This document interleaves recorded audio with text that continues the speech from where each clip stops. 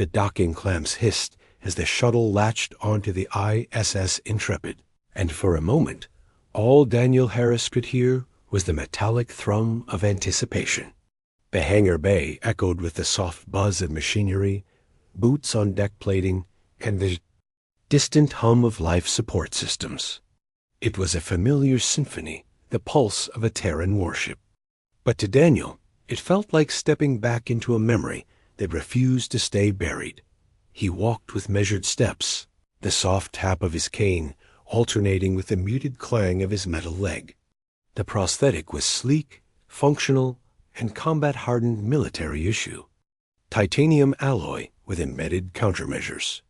A gift from the Proxima campaign, if you could call having half your body burned a gift. His once black hair had surrendered to silver, neatly combed back from a forehead etched with lines of battles fought and lives remembered. The long coat of a fleet captain brushed behind him, its insignia polished and gleaming under the hangars. Lights. But beneath the surface, he wore the weight of ghosts. "Permission to come aboard," he said, his voice gravelly and deep, cutting cleanly through the sterile air. Admiral Reeves met him near the gantry, a portly man with a ruddy face, and an expression that hovered somewhere between relief and regret. Permission granted. "Welcome back to active duty, Captain Harris." Daniel shook the offered hand with practiced strength. "Never thought I'd see the inside of a battleship again. The Arcturus situation demands the best. And you, Kane or not, still fit that description." They walked the corridor together, past rows of crew members who offered sharp salutes, their eyes wide with a mix of respect and curiosity. Daniel nodded to each, absorbing the scent of ionized air and oil, the soft vibration underfoot that whispered of reactors awake and ready. "Your new first officer is waiting on the bridge," Reeves said casually. "Highly recommended. Graduated top of her class." Daniel gave a distracted nod, his mind already swirling with operational data. Arcturus, an industrial system with several mining colonies, had gone dark 3 weeks ago. No coms, no pings, just a ripple of energy readings and silence. Intel whispered about Draconid interference. If they were involved, it wasn't just a blackout. It was an invasion. The bridge doors parted with a pneumatic hiss. Daniel stepped into the command center and scanned the crew, assessing stations. Posture, readiness. Then his eyes landed on her dot. She stood at the tactical console, lavender skin gleaming faintly under the lights. Her silver lilac hair was tied back in precise regulation style, yet still elegant. The dark blue uniform hugged a frame more commanding than he remembered. When she turned, her iridescent eyes met his shifting violet and silver, unmistakable. "Lieutenant Commander Talia Nix." "Reporting for duty, sir," she said, her voice carrying the soft, musical resonance unique to her people. Daniel stared, the past crashing into the present. 15 years ago, she'd been just a wide-eyed alien cadet scrubbing decks aboard the Dauntless, part of the Galactic Integration Program, learning customs, protocols. Invisible to most except him. "Talia," he said, unable to mask his surprise. She stepped forward, composed and confident. "It's an honor to serve under your command again, Captain." Daniel searched her face, unsure what struck him more, the maturity or the fire behind her eyes. He remembered her then, carrying datapads and nervously quoting regs. Now she stood. Before him, a woman who had clearly carved her own path to the stars. "I look forward to it." "Commander," he said quietly. A voice crackled from the comms. "Captain Harris, bridge priority message incoming." Daniel moved to the central console, frowning. The message was faint encrypted, ancient. Then the display lit up with something impossible. It was a distress signal. From a Terran fleet. Vessel. Registry. TF-01 Horizon. His first command. Destroyed 15 years ago. At Proxima. And it was transmitting on his personal code. *, the bridge fell silent. Even the ever-present hum of the Intrepid systems seemed to hold its breath as Daniel stared at the display. A single line of data pulsed across the screen in dull green letters, accompanied by an audio burst encoded in an archaic frequency .TFO1. Horizon, priority distress code. Harris Alpha Zero. Daniel's breath caught in his throat. That code was burned into him his own, keyed to his biometrics and known only to his command crew during the Battle of Proxima. It should have died with the Horizon. No, he muttered. Talia stepped beside him, her gaze narrowed, hands already dancing across the console as she began pulling telemetry. I'm confirming source origin, she said, her voice calm but tight. The signal's coming from within the Arcturus system. Outskirts, weak, possibly distorted by interference. It's a ghost, Daniel said, almost to himself. The Horizon was destroyed. We saw it happen. Admiral Reeves' voice crackled. In through the bridge come. We're seeing it too. Satellite relays from our scout drone just relayed the signal. We didn't believe it either, Captain. Daniel's hand gripped the edge of the console. He could still see it, the moment the Horizon rammed the Draconid dreadnought, the blinding flare, the debris field. His first command, his finest crew, gone in a blaze of defiance. Unless they hadn't been. Talia looked up from her readings, her iridescent eyes unreadable. Sir, I've isolated part of the signal's encryption. There's a secondary data packet attempting handshake on a rotating key cycle using fleet-era protocols from the Proxima campaign. Daniel nodded slowly, thoughts racing. That encryption predates the current fleet systems. You'd need a ship from that era, or someone who lived through it, to use it. Talia hesitated and spoke softly. It's not just an echo. This signal is being broadcast now from a ship that believes it's still active. Daniel turned to the main display and tapped his cane against the deck. Lieutenant Parker, plot a course to the signal origin. Keep us just outside sensor range until we can get visual. Parker's voice was tense. Aye, Captain. Course laid in. The Intrepid angled toward the distant signal, the stars blurring as its engines spooled to sublight cruise. Daniel remained rooted near the console, gaze locked forward, as if sheer. Will could explain the impossible.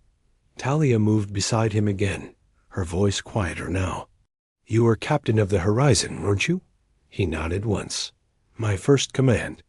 We were the first to engage the Draconids at Proxima. Lost half the fleet in the opening salvo. The Horizon, he stopped, jaw tightening. She went down ramming a dreadnought to buy us time.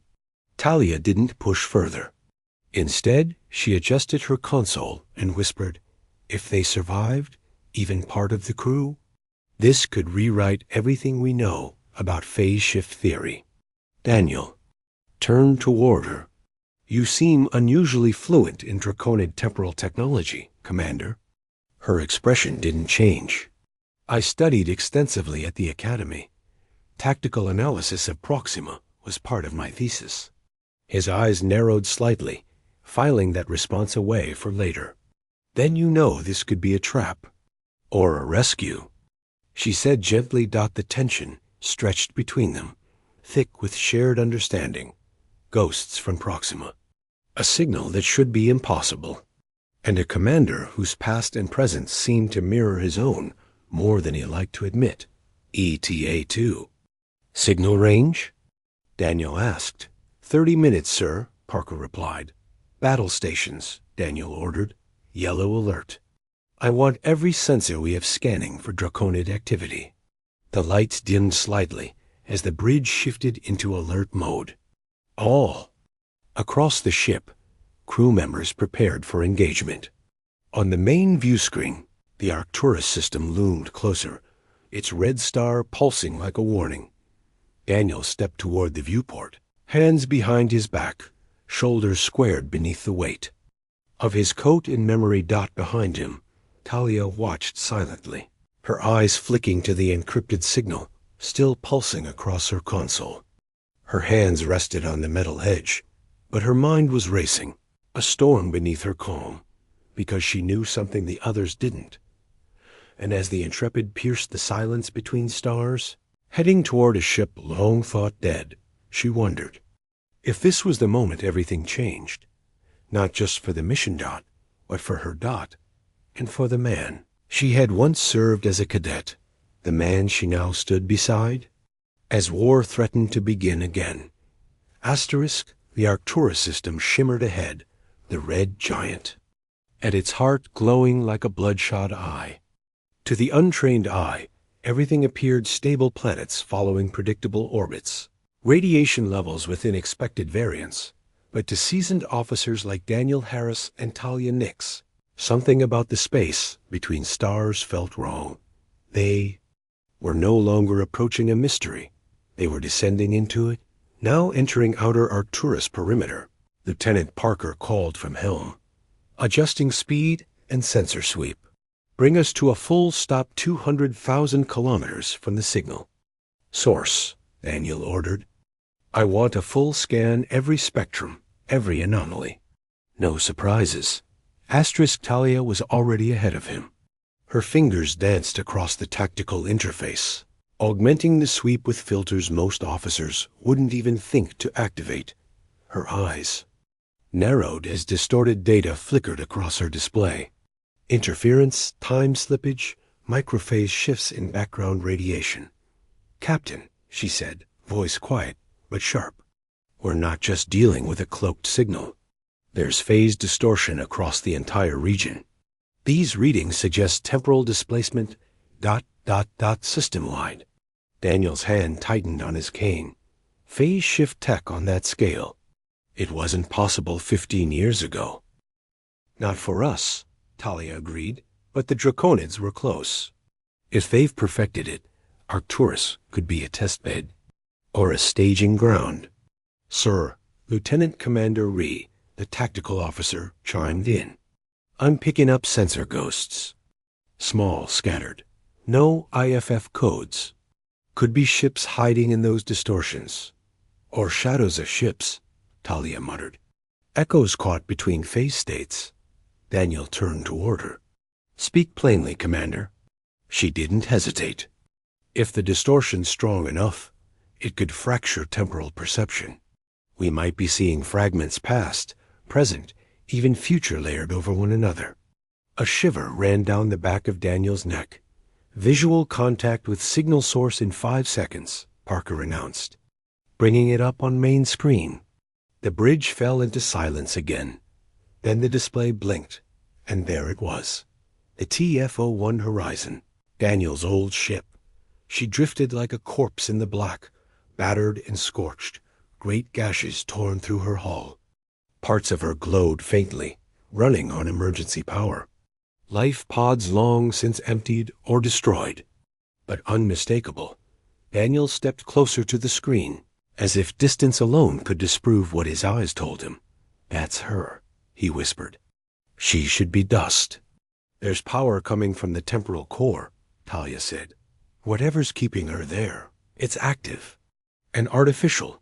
Ree leaned over his station. Captain, I'm receiving a ping. Audio transmission, short burst. Encrypted, using your command-level cipher. A familiar chill settled into Daniel's chest. Put it through. A burst of static. Then, a voice faint, ragged, but unmistakable. They pulled us out of time. 15 years for you.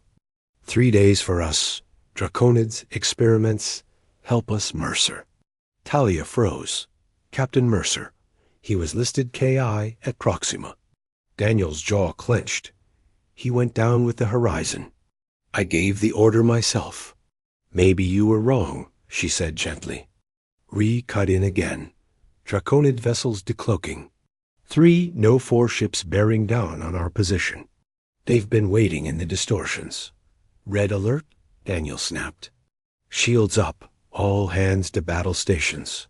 The klaxon echoed through the corridors. Lights shifted crimson. Crew scrambled into place. Do we engage? Ree asked, hand hovering over the weapons array. Daniel's eyes flicked to the horizon, drifting in the void, then back to the approaching threat. Not yet. Commander Nix, he said, assemble a boarding party. If there's a chance Mercer and others are still alive on that ship, we're bringing them home. Talia nodded, already in motion. I'll lead the team myself. Daniel raised an eyebrow. Risky and specific. Why you? Because I know what kind of tech we're walking into, she replied, and how to survive it. He studied her for a long moment. Knowledge that didn't come from the academy, did it? Talia hesitated, then shook her head. There's a lot you don't know yet, sir. But I swear to you, my loyalty is to this ship. His expression didn't soften, but he gave a curt nod. Fine, you've got 10 minutes to prep. I want you out and back before we're overrun.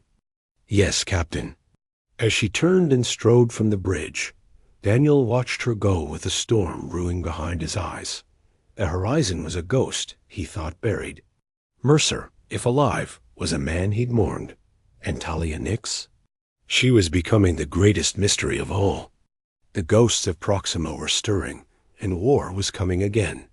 Asterisk, the maintenance shaft, groaned under their weight as Talia and Captain Mercer crawled through it, flashlights cutting thin beams through layers of dust and time-distorted haze. It was claustrophobic, barely wide enough for a single person, but the alternative was crossing the main corridor, where temporal instability warped space so violently that even stepping through the doorway had aged a crew member into skeletal. Remains within minutes. Talia led the way, checking her chronometric stabilizer every 30 seconds. The blue light on her wristband flickered, dangerously dim. How much farther? She whispered. 2 junctions, Mercer said behind her, his voice hoarse from recycled air and weeks of stress. Then we're in the reactor crawl space. From there, we access the drive chamber.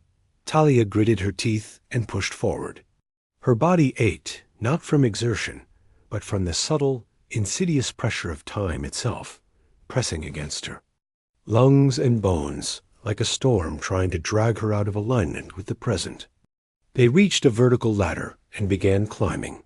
From above, flickers of lavender-blue energy pulsed down the shaft like veins of lightning. Talia recognized the signature, Draconid phase resonance. The tech wasn't just powering the temporal drive. It was alive, adapting. They emerged into a chamber that didn't belong on any Terran ship. It was vast, glowing, and alien. The Horizon's original engine room had been gutted. In its place stood a monolithic crystalline structure, pulsing in and out of visibility. It shifted states like a heartbeat, sometimes sharp-edged and luminous, sometimes a transparent ghost of itself.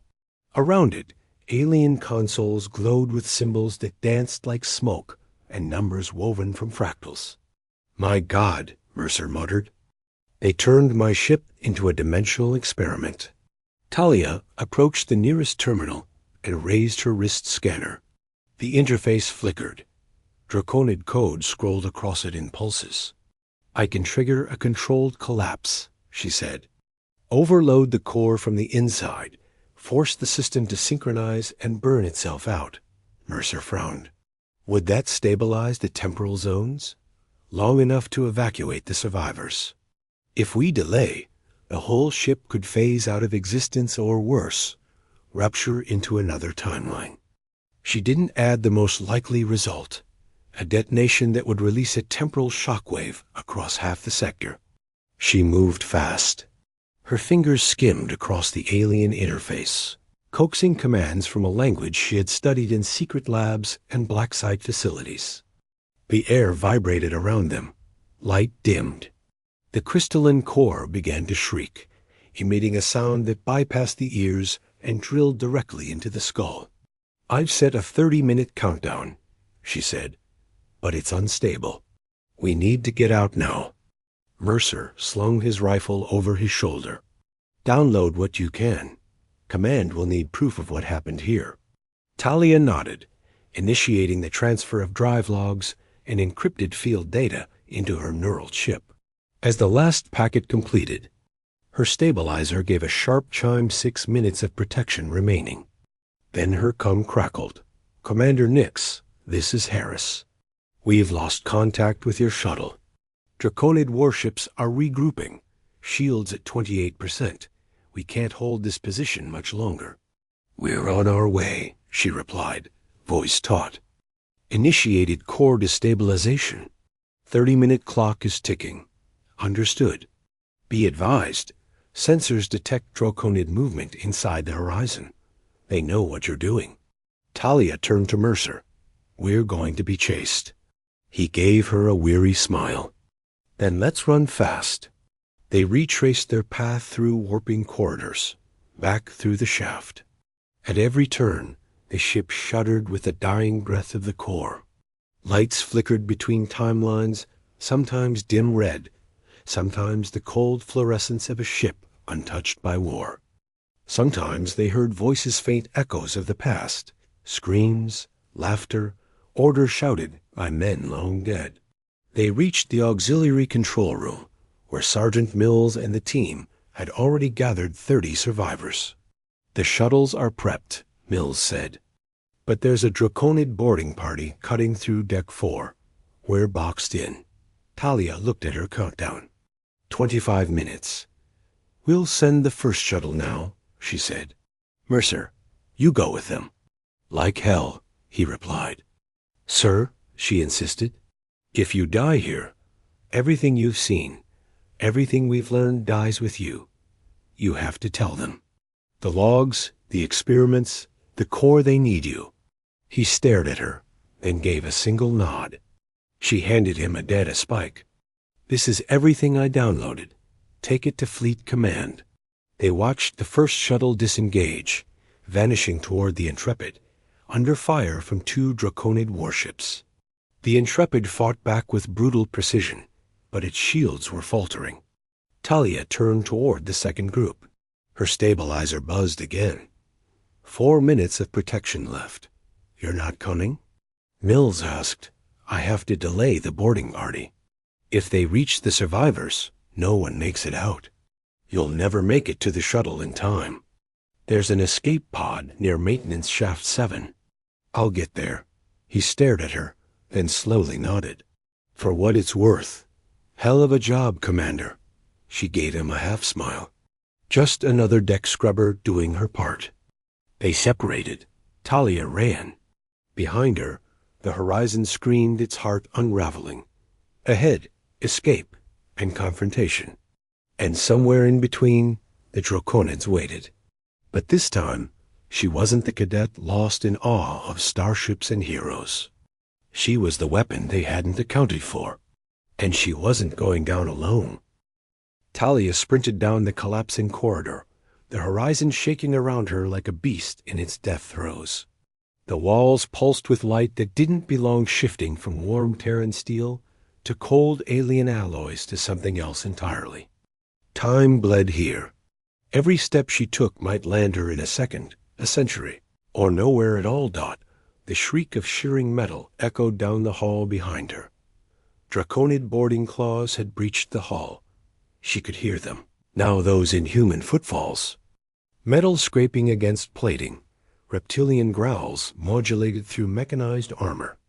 They were coming fast, and her stabilizer flashed red with every passing second. 3 minutes. She ducked into a maintenance crawlspace, the one she'd mapped hours ago. A short detour to Pod Bay 7. If it still existed, her comm crackled too. Life, a rush of static, and Daniel's voice tight, urgent. "Talia, status. Final shuttles away. I'm heading for an escape pod. Draconids are aboard. The core's fully destabilizing. Damn it, we can't hold this position much longer.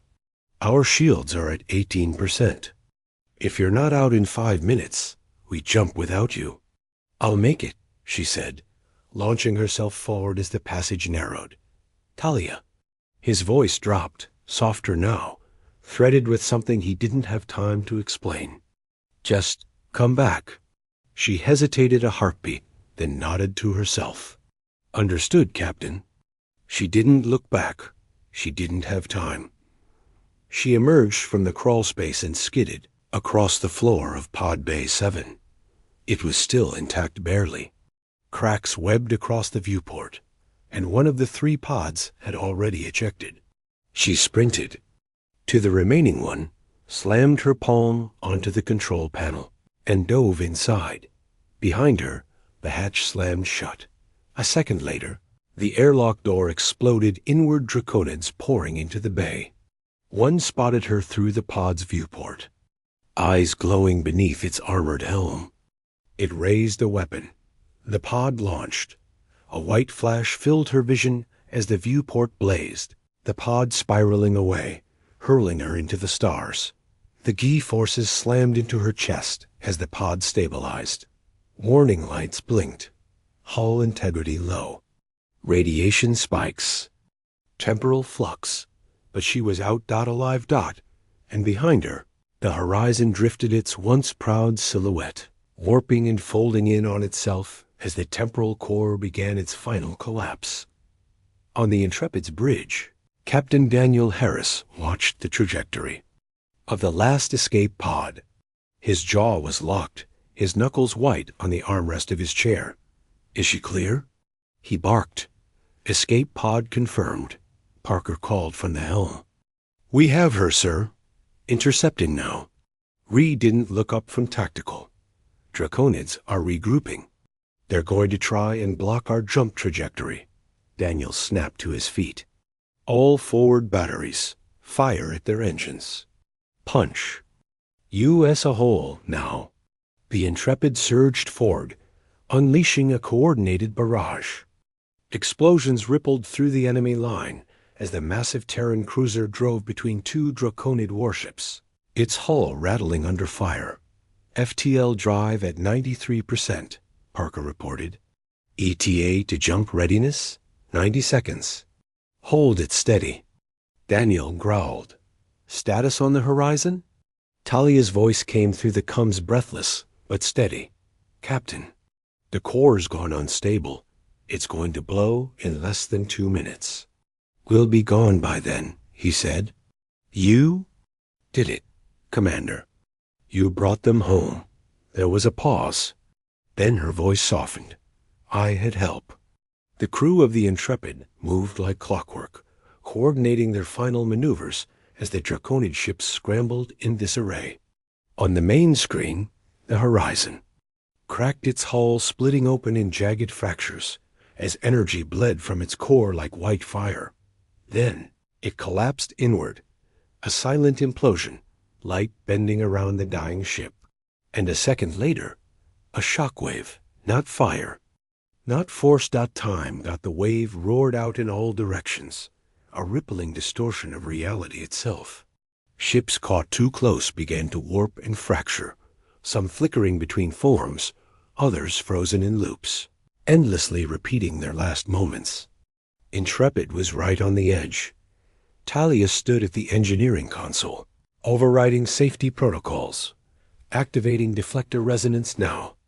The ship trembled violently as the modified deflector array pulsed to life, surrounding the Intrepid in a bubble of blue light. Impact in 543. The wave hit. Everything stuttered. Lights blinked in reverse. Gravity fluctuated. Parker's fingers froze mid-keystroke and then resumed. Ree's voice looped, rewinding half a syllable, but the bubble held. The Intrepid rode the temporal wave like a surfer on a tsunami, its systems groaning but intact. Behind them, the Arcturus system rippled, bent, broken, purged. "FTL ready," Parker shouted. "Jump!" Daniel roared. The stars outstretched, blurred, and then snapped into darkness. Later, the Intrepid docked at Terran Fleet headquarters, battle-scarred but whole. The debriefings were long, the politics longer. But none of that mattered to Daniel Harris when he stepped onto the observation deck and found Talia staring out at Earth, her eyes distant, her shoulders heavy with everything they'd been through. He joined her in silence, watching the blue-green planet below. I didn't think we'd make it, she said. I did, Daniel replied. Because you were with us. She turned to face him. You should know. I was part of a task force, assigned to you specifically. They knew the Draconids were experimenting with time, and I was. A precaution. He didn't react. I was supposed to report everything, but I didn't. I made a choice. Daniel looked at her, then out the window again. You saved my ship, my crew, and you saved Mercer. That's all that matters. A beat passed. Then he reached into his pocket and handed her a small velvet box. Admiral Reeves wanted me to give you. This. Talia opened it slowly. Inside gleamed the Star of Valor, the highest decoration in the fleet. Her breath caught. I don't know what to say. Thank you is traditional, he said, smirking faintly. She laughed a real laugh, tired and light and full of life. Then she stood straighter, eyes still fixed on the stars. 15 years ago, I scrubbed the floors outside your office, she said quietly. Now I'm your first officer. Daniel nodded. And now? She met his gaze. Now, I'm exactly where I'm supposed to be. He extended his hand. Welcome home, Commander Nix. She took it. It's an honor to serve you again, Captain. Together, they turned from the window and walked into the future, one no longer haunted by ghosts, but lit by stars. The end.